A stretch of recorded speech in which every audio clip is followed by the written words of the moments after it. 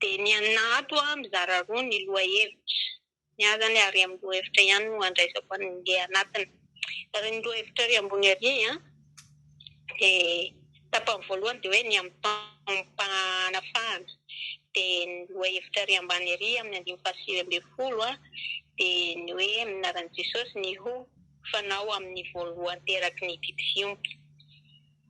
Dia araka n'izay hoe lohahevitra ny tapany voalohany izay dia hoe ny taonam-panafahana. Mazava be.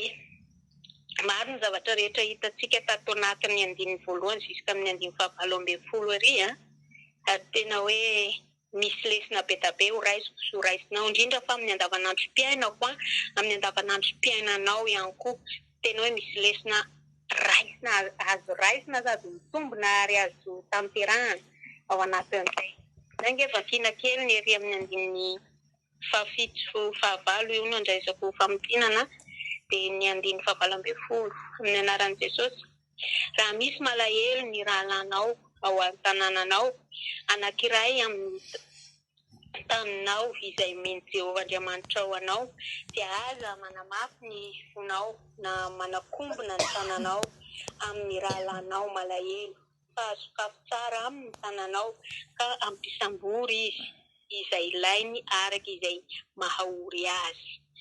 Amin'ny anaran'i Jesosy andingana kely ary amin'ny 20 amin'ny anaran'i Jesosy aza ataonao ho sarotra ny hamositra azy ho afaka fa indroa toraky ny karamany mpikarama no azonao tamin'ny nanompoany ianao 9 taona dia hitahianao ny Jehovah Andriamanitra ao amin'izay rehetra ataonao.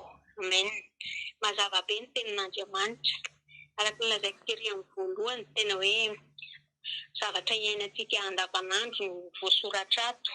Na reto zanak'Israely reto no nanao an'izay tamin'izay fotoan'izay fa betsaka ny zavatra tokony ho raisintsika dia momba ny fiainantsika andavanandro. Ny fanatretena aloha voalohany indrindra misy fanatretena tokony atao ao dia fitiavana ny hafa dia ilay fahaizana manome vokatry ny fo. Raha iry lohahevitra iry dia hoe ny amin'ny taona mpanafahana. Nisy soratra ary ambany iry milaza fa hoe ianao kosa mba ndefa tany Ezipta. Izany hoe nanompo. Misy fanompona zany ao anatin'izay. Dia izay fanompona izay nefa ny ianao mety tsy niaritra. Misy taona niaretana tao anatiny. Tatsika ry amin'ny farany ambany izay vakiako teo.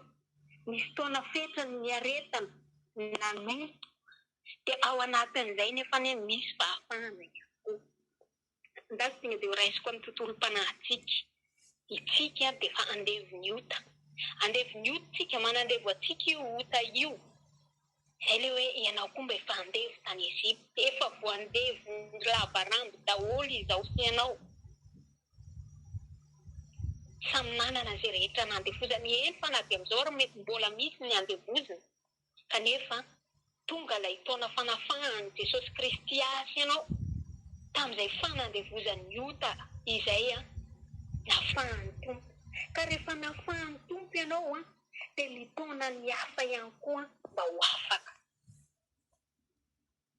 Izay ilay hoe mila mifampisintona zany. Satria fantatrinao fa tena hoe ratsy ilay andevo ny ota. Tena hoe nasampy ianao amin'izao tsika efa manara-be amin'ny tompo izao moa ny tena ahafantarana sy ahalalana tsara hoe tena hoe zaka hoe tena andevoziny. Tena hoe amin'izao zany tsika me mihitsiny hoe za ve tena vita an'ireny.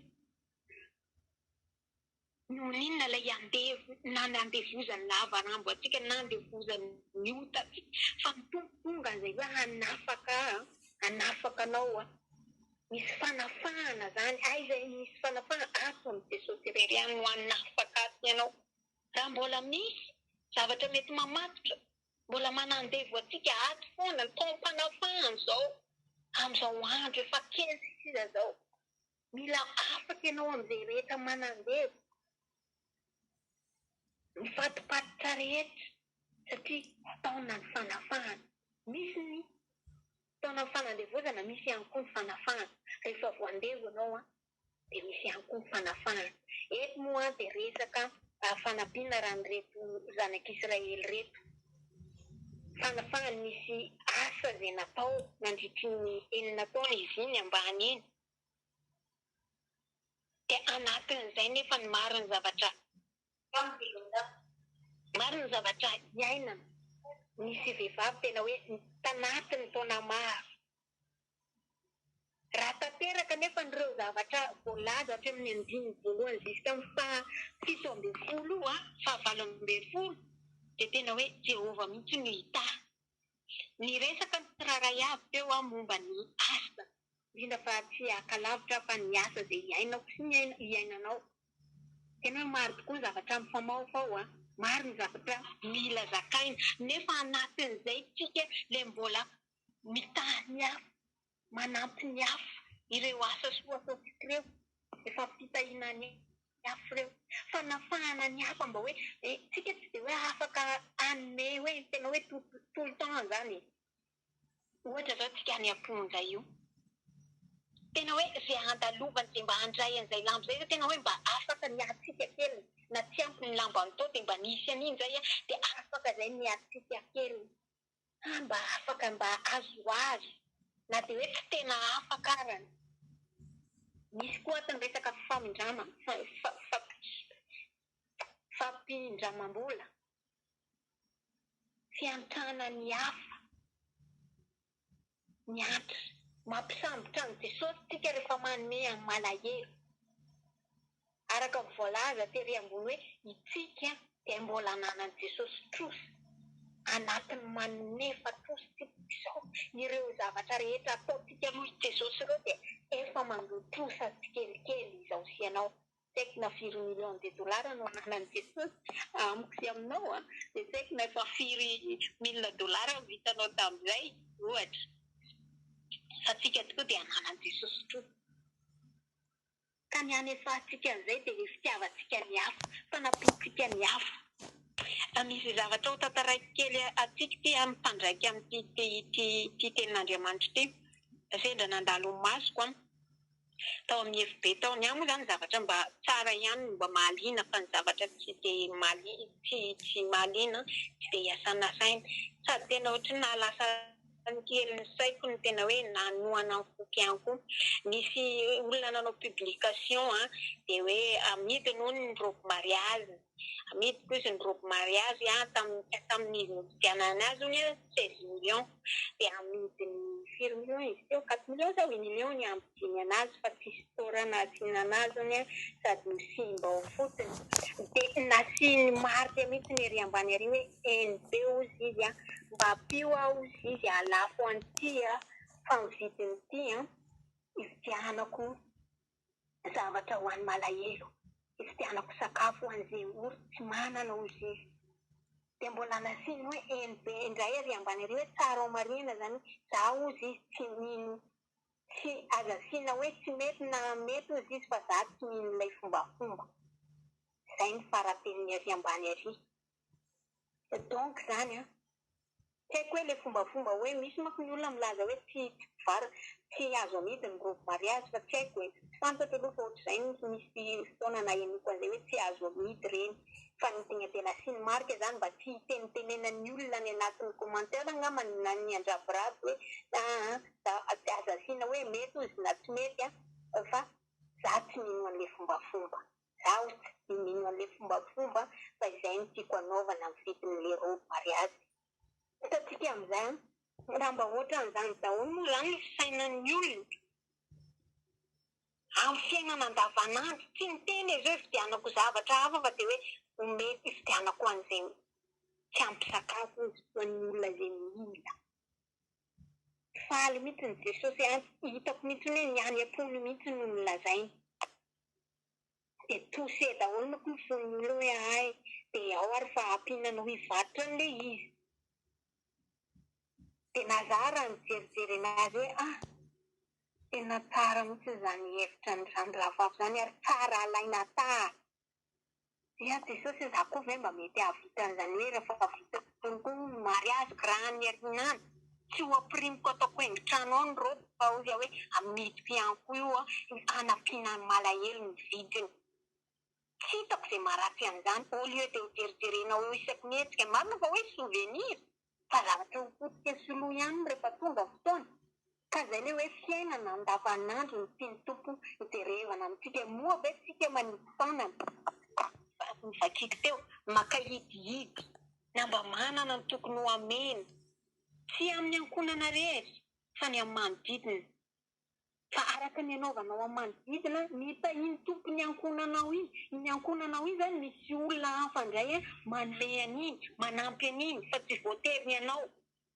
Fa ianao aloha mijerevany, manodidina anao mijerevany hafa. Fa ny tompony manokana ny ankonana zany. Dia hitahaka Jehova raha tanteraka tsika ireo fitiavany ireo, fanetretehiny ireo, tsy fanaovana poketra vy izy ny fitenenana. Hoe manjaitra atody, fa izay ananantsika, afaka entintsika hanasoavantsika ny hafa, mba hahafahany ny hafa ihany koa, mba mety hoe mba afaka izy mihinana, mba afaka izy tamin'ny atsika raha mba nomentsika lamba ohatra, nomentsika akanjo ohatra, mba nisy fahafahana kely tao. Raha ity teny ity no lazainy. Fa raha ny ara-panahy moa zany dia nefa nilazaiko tamin'ny voalohany hoe fanafahana. Mety mbola misy zavatra tiany tompo hafahana amintsika na amin'ny toetra, na amin'ny fihetsiky, tsy haiko, amin'ny fombantsika maro isan-karazany. Ka fotoana ny fanafahana zao angatao amin'ny tompo izay rehetra mety mbola manandevo antsika ao ho hafahan'ny tompo. Dia te hakaherenao ihany koa amin'ny asa iandreketantsika. Maro ny patron fetifety manambakambaka. Raha ity teny ity zany dia tokony hoe izay rehetra mampiasa olona, raha fa feno eny taona ao aminao, marina mihitsy ilay voalaza tery aloha hoe izay feno eny taona ao aminao zany dia fa tokony hanana passion, satria ny asa tsika ity nge asa mitovy amin'ny asa rehetra. Izay ny tena marina. Izay ilay hoe samy patron amin'ny asany io, fa asa mitovy amin'ny asa rehetra ny asantsika. Ka raha ohatra ka tiany tompo tanteraka amintsika izay hoe hanatanterahany patron ireo ny fanomezana dia zo anjarantsika izay, dia ry amin'ny 19 ry akahery antsika tsirairay azy. Manontonao, tsy haiko efa firy taona anao tao amin'ny tokantrano io, tsy haiko na fa mihoatra ny 9 taona na fa dobla ny 9 taona io, nefa tsy nandray an'izany. Hoe mba tambiny izay fotoana lava ny asana izay. Fa izao apetrao amin'ny tompo, apetrao amin'ny Jehova, fa Andriamanitra homba antsika amin'izay rehetra atao. Raha manatanteraka izay rehetra, teneniny ihany koa tsika, mazoto manampy ny hafa, mazoto mampisambotra ny sahirana, mazoto manao izay azonao atao vokatry ny fo nefa n'izay rehetra izay. Fa tsy hoe voateny tao amin'ny tenin'Andriamanitra dia tsy maintsy atao fa ny soratra masina milaza an'ity. Avy amin'ny fo sy ny fitiavany. Dia Jehova ny ikarakaranao manokana, sy ikarakara ny tokantranonao, ikarakara ny ankonanao ihany koa. Raha tena hitan'i Jehova ianao fa manao sakrifisy, araka ny toriteny tao amin'ny WhatsApp androany, ny sakrifisy daholo ny zavatra ataontsika ato amin'ny tompo. Manao sakrifisy ianao noho ny amin'ny hafa, noho ny te-hamonjy any hafa, tsy ho very maina iny fa i Jehova hitaha manokana ny ankonanao momba an'izay. Mety hoe zavatra tokony ho amenao ny ankonana, na amenao ny olon-kafa tsy fantatrinao, nanao sakrifisy mihitsy ianao. Ny ankonako mba mandefitra kely nareo, fa mba tia indray aloha, mba tiako amena an'ireto olo reto, fa zao misy olona irahan'i Jehova hanampy an'iny ankonana iny. Izay ilay hoe fitiavana, fanetretehana, vokatry ny fo daholo. Ka mihintsy manantena aho fa ny tompo hikasika ny fo amam-panahintsika, tena hoe mba halala izay rehetra tokony ataontsika, indrindra fa amin'ny andavanandrom-piainantsika, fa tsy miandry tsika hoe par mois vao hanao an'ilay izy, fa na misy ara eny amin'ny antsefatsefany eny, na sendra mandalo, araka voalazan'ny rahavavy farafarany teo moa no eny. raha mba manana ny azonao ataonao rehefa haterem-panahy anao vokatry ny fonao dia ataovy. Amen. Voninahitra ho an'i Jesosy irery ihany makasitraka atsika tsiraray avy nahatry ny haino hatramin'ny farany dia misy manantena fa ny tompo ameno mibanga izay rehetra tsy voalaza teto dia makasitraka ny tompona andraikitra ny nanomean'ny micro dia mazotoa ihany koa misabone ny page izay rehetra magneno an'ity fiomanana ho any an-danitra dia like subscribe ny page izay misy ao amin'ny YouTube. Dia dahiny Jesosy daholo izay rehetra sofina nanokatra nisokatra ny aino ny tenin'Andriamanitra dia ho amintsika rehetra ny fahasoavan'ny tompo sy ny fiadanany fa ny voninahitra ho averina amin'ny Jesosy irery ihany. Amen.